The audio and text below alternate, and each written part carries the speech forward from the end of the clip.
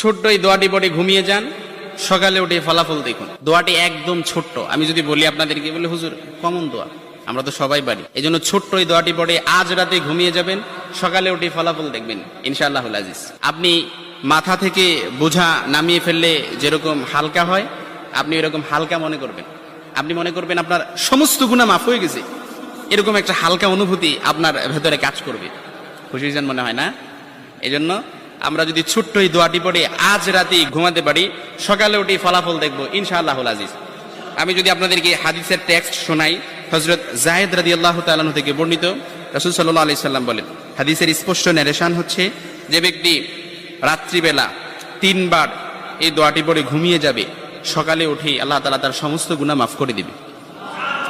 সুবহানাল্লাহ বাড়িতে যায় বললেন। এই জন্য আজ রাতেই যদি এই দোয়াটি পড়ে ঘুমাতে পারেন, সকালে উঠে ফলাফল দেখবেন ইনশাআল্লাহুল আজিজ। দোয়াটি আমরা সবাই পারি, তবে আপনাদের মনোযোগ আকর্ষণ, আপনারা একটু আমার দিক অ্যাটাচমেন্ট বাড়ান।